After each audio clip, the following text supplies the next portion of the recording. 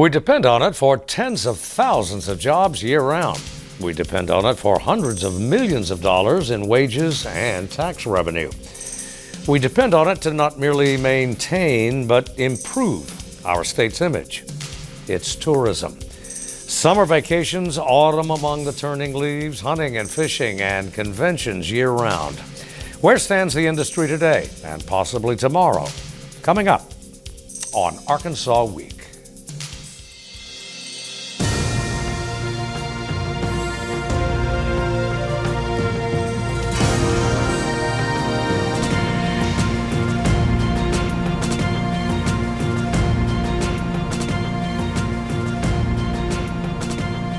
Support for Arkansas Week provided by the Arkansas Democrat-Gazette, the Arkansas Times, and KUAR-FM 89. Hello again, everyone. Thanks for joining us for a special edition of Arkansas Week. When we think of industry, we think of manufacturing, naturally, and when we ponder the Arkansas economy, inevitably we picture agriculture, flora and fauna. But our gross state product is a three-legged stool, and that third leg is tourism. It's a multi-billion-dollar enterprise, and while the summer months may pop to mind, the tourism umbrella covers the other 9 months as well. Consider that tourism means conventions, not just camping. What's this year's outlook at mid-year, and how can we do still better in seasons to come? Well, joining us for a look at the industry in this special edition, Montine McNulty is Executive Director of the Arkansas Hospitality Association. Stacey Hurst, Director of the Department of Arkansas Heritage, and Jim Daly is Tourism Director for the Arkansas Department of Parks and Tourism. Jim Daly, let me go to you first. The indications are midsummer, we're having a very good year. Why? I mean, first of all, Arkansas is a natural place in so many ways that the summertime is perfect for it, with all the lakes and streams and outdoor activities, festivals, you name it. People are moving all around within the state, as well as people coming particularly from our border states to enjoy our parks and all the recreational outdoor activities. So that's kind of in a nutshell why it is a great place for tourism during the summer. Well, I'm a native son, okay? But, I mean, Texas has lakes, Missouri has lakes, we got flowers and all that. Why is our curve going up so high? Steve, there are a number of things. I mean, I think, first of all, and I hate to in any way put by saying that the tourism department's doing a good job, but thanks to the citizens, with the 2% tax that allows us to promote the state, we're seeing our tourism dollars increase in the state. And we're seeing the effect of people who get online or in any other way through our publications look to Arkansas. And it's not just the Arkansans that are doing this, it's people from all over. And it's not just even our border states, it's from outside that perimeter. So it's growing every year, and Arkansas is becoming more and more of a place on the map that oftentimes people have overlooked and now are beginning to discover and experience the adventures and the nice amenities that Arkansas has to offer. Yeah. Then finally, I would say we have other attractions that maybe sometimes in years past we might not have had, whether it's the Clinton Presidential Library, whether it's Crystal Bridges, the things that are going on with mountain biking up in the northwest part of the state in particular, whether the success that Hot Springs is experiencing, their numbers are really up, or Murphy Arts District, or you name it. It's not just one spot on the map in Arkansas either, it's all over. Multiple destinations. Absolutely. Yeah, Stacey Hurst. I want to piggyback on that because Arkansas does have some unique offerings. Crystal Bridges is one, it's a great example. But the Buffalo National River, that generates a million visits per year, almost $60 million in economic impact. We have the only crater of diamonds in the country. So we have some unique offerings that I think visitors, day trippers are very interested in. Monty? We've had product improvement. We have culinary explosion all over the state, and we're becoming known for the food scene in Arkansas. So the one thing I tell even economic developers is that tourism needs to be a part of their strategy in their community. And we're finding even the smallest communities are looking for the things that they can promote. Every community has a story. And that's really important because people are wanting authentic places to visit, and they're finding it in Arkansas. Another aspect of Arkansas that sometimes is overlooked is our music. And we were just with a commission meeting down in Pine Bluff Wednesday night and Thursday with the meeting. And music, as part of our culture and part of our history, is something that sometimes is overlooked, but it's huge as it relates to the attraction or the interest that people have in going to places around the nation. Have we suffered, maybe the wrong word, has the bad weather, the high water, the flooding of the last 3 weeks, month, has that had a discernible impact on revenues? Well, y'all jump in, I'll piggyback. Well, I think it was certainly a scare, and there, by most reports, I think we took a dip, but it appears that it has not been a devastating impact, and actually that we should recover and trend just fine. The first couple of months, at least in 2019, have been up, so we're hoping that that was just a small blip, and everything is back on track. Montine, McNulty. Well, we're trying to get the word out that we're open for business, and we've had a lot of damage that's been isolated around with the water and rivers, but we've got a lot of places that are still booming and doing really well. Yeah. Well, and piggybacking again on that, I think what Montine just said, we're actually responding in a way to something that's unusual for us. We've had floods, but not something like this before at this magnitude. The commission very early on particularly people like Montine and others that are in the industry began to say, we need to do something right now to start connecting to a network around the state, find out who's being hurt, where tourism is down, what we can do to sort of add some extra dollars or incentives. So we have shifted some of the dollars even in our operating budget, our advertising budget, to ways that we can let more and more people know outside of Arkansas that Arkansas is open for business and that the attractions are available for use. The lakes are operating, the waterways are open. We're not underwater. Yeah, we're not underwater. So, and we get calls every day, even still today, from people who are saying, is Interstate 40 open, for example? Or is the Diamond Mine open, or that sort of thing. So there's still questions out there.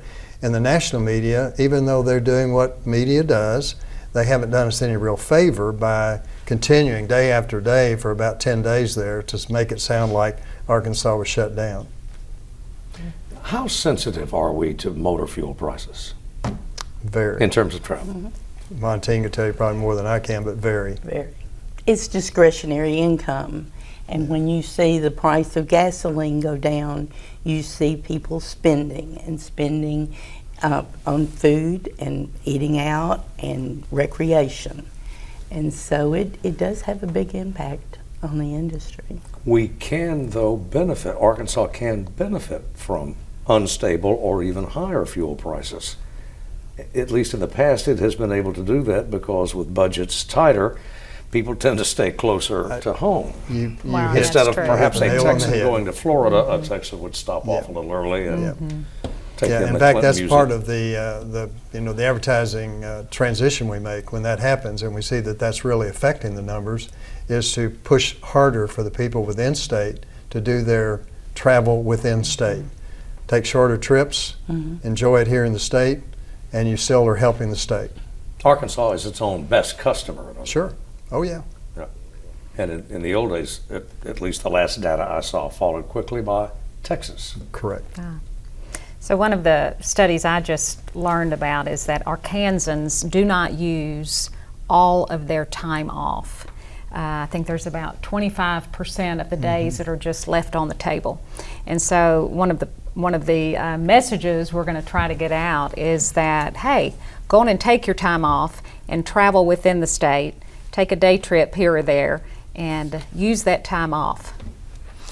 We talked about, I'm sorry. I was going to say, I think that Arkansans are beginning to discover wonderful things in our state. Within their own state. We have the finest state park system in the United States. We do. And it amazes me when I'm telling people that should know more about that they don't. But I think that's going to change.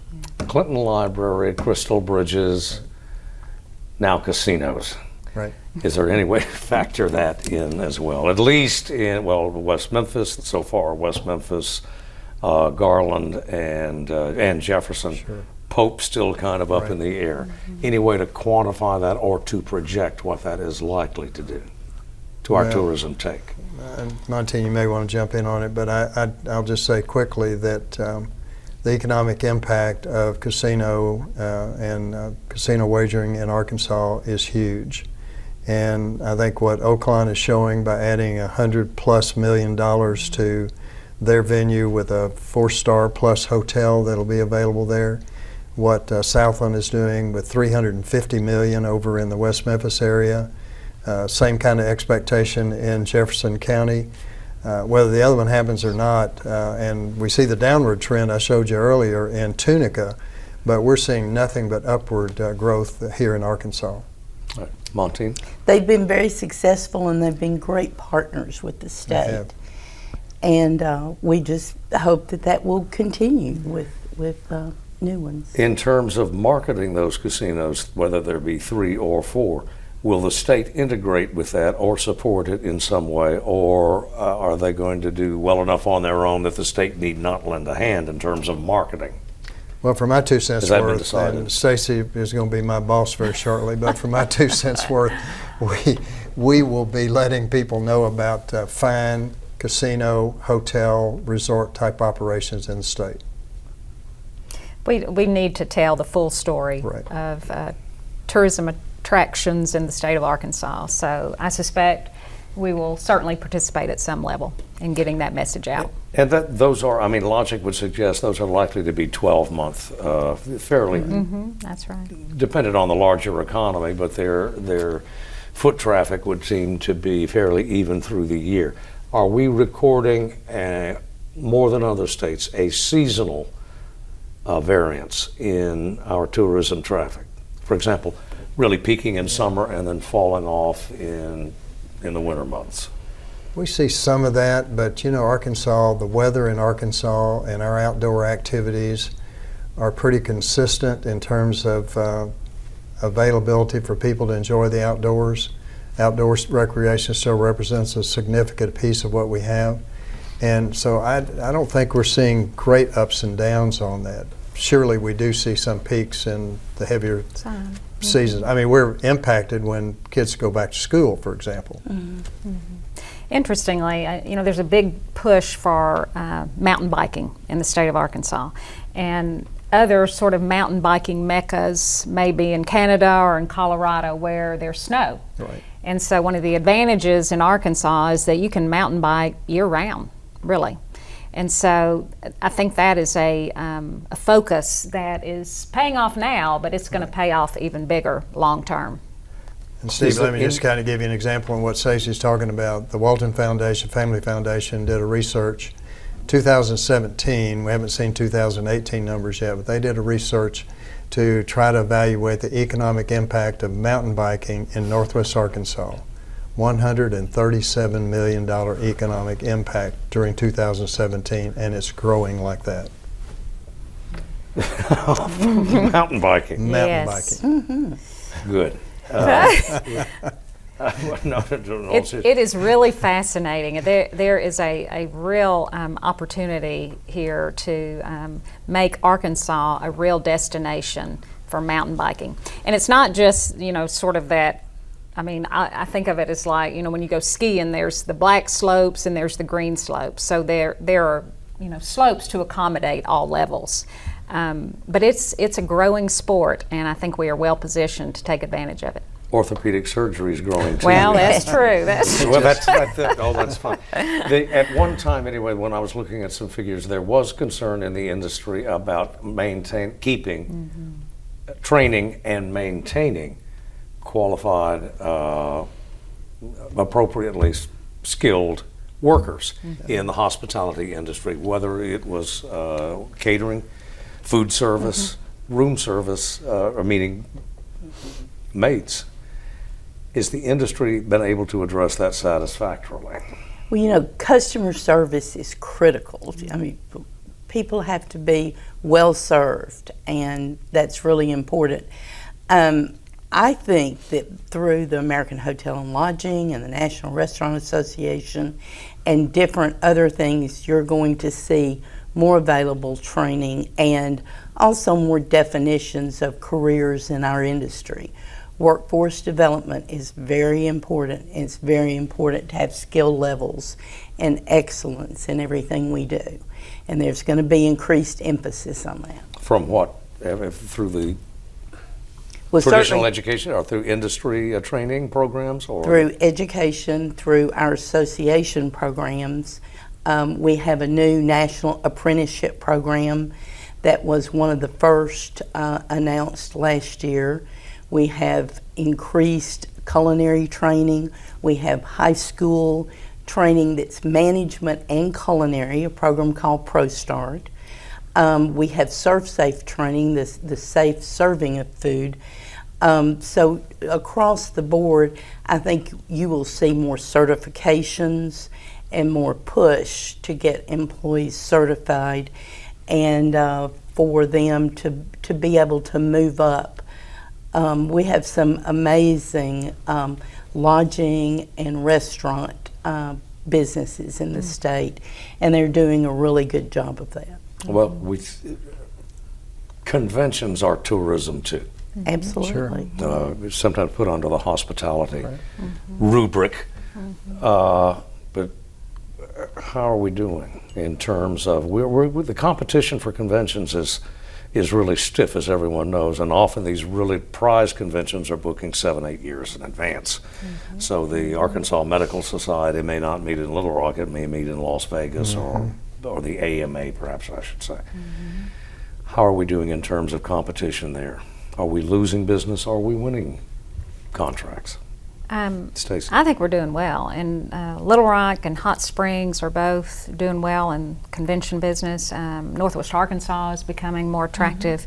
And that is part of our charge, I'll just note, as tourism professionals for the state, to do a even better job of partnering with the Convention and Visitors Bureaus and the A&Ps throughout the state of Arkansas to do what we can to support and grow that piece of the business, as well as just the tourism on the ground, so to speak. Yeah, Jim Daly? No, I mean, I agree. I think that Stacey hit several of the hot spots right now, but it's not just Little Rock and Hot Springs and Northwest Arkansas that are really beginning to get their acts together. Jonesboro, El Dorado, small towns like Walnut Ridge, you name it, more and more places around the state are saying tourism is important to us. We have a story to tell. They may have a hotel. You take a place like Batesville as an example. Batesville is a small town of 12,000 or something like that.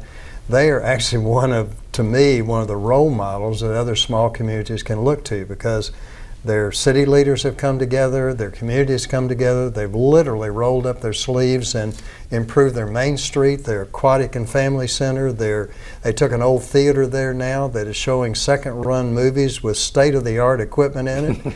And the community basically down to sanding down the hand pieces on the chairs in there, turned this into a wonderful, beautiful restoration of an incredible spot that's drawing people from outside their county to come to movies. Well, and you're talking about the great work of the Main Street corridor people who are working across the state through Main Street, Arkansas, to revitalize communities through historic preservation, utilizing their cultural resources, their natural resources to become attractive to visitors and to residents. So it speaks not just to the tourism and the convention business, certainly it does, but it also speaks greatly to quality of life, which is an important piece of economic development. And that's something that Arkansas offers in spades, because we do focus across the state on developing that quality of life. What I'm here. We tell people, if you make your community welcoming to visitors, you're also going to increase the quality of life for all the people that live there. And they're getting that now. What I'm hearing from the three of you is that in terms of developing tourism, the state certainly has its part. Multi-million-dollar marketing and advertising campaigns. But there is a granular aspect to this too, where community development tourism begins down the street and not down the interstate at the state capitol. You've cited Batesville. We talked earlier about the El Dorado Arts District.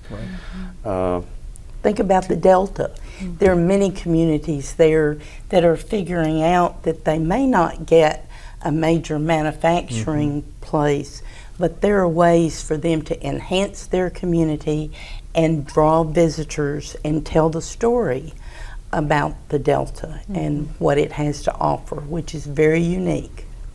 And we talked about that, the tourist who is interested, or the visitor who is interested in an authentic experience. And we've done research in the Department of Arkansas Heritage that supports the notion that the heritage tourist, the person who is really wanting that authentic experience, spends more money and stays longer.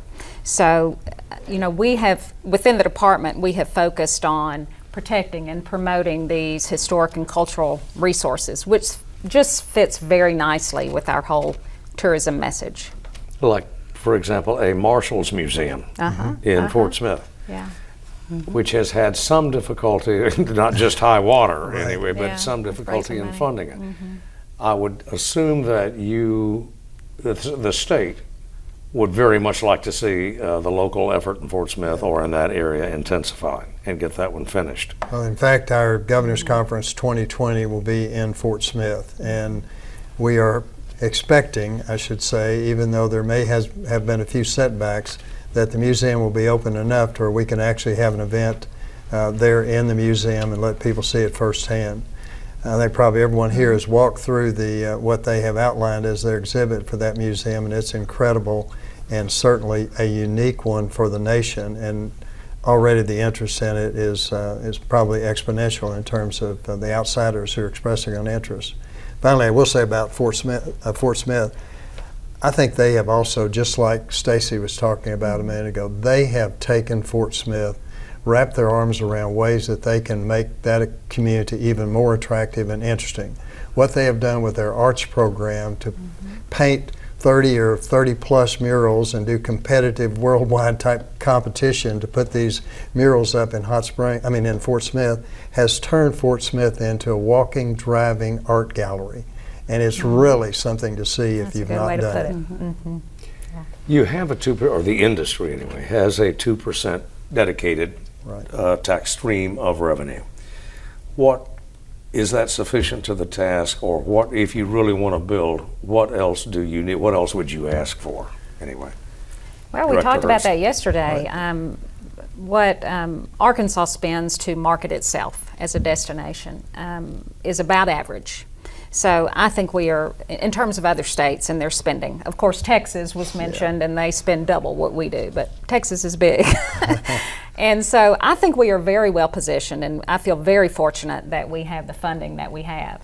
And I think we just continue to do better and better. Tourism receipts have gone up for the past 9 years, I believe, Montine. We're on track this year again. So I think we are really doing very well and can expect good returns. And we need to spend the money wisely and work at that. That's important. And we have the people that work on doing that. And that's one other thing, Montine, you may add to this, but one of the things we have observed from some states where their legislature has cut back their tourism funding is they've also have experienced dramatic decreases in tourism revenue.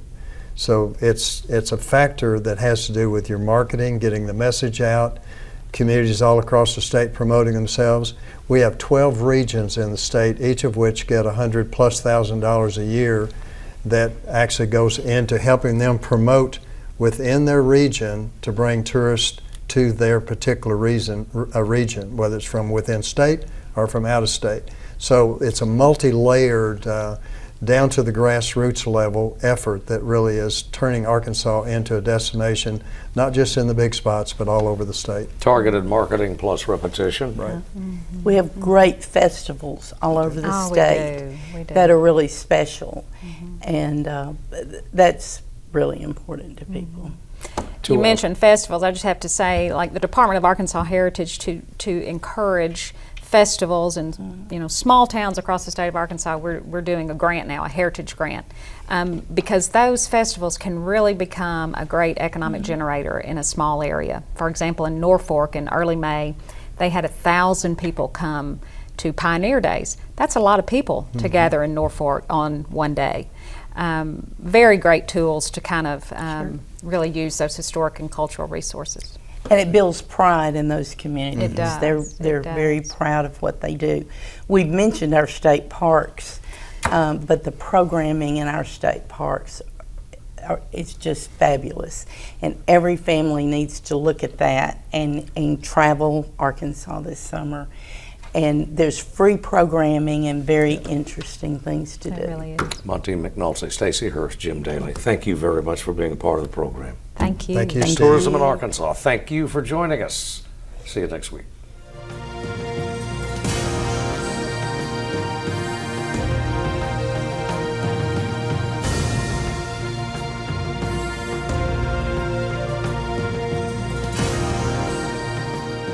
Support for Arkansas Week provided by the Arkansas Democrat-Gazette, the Arkansas Times, and KUAR-FM 89.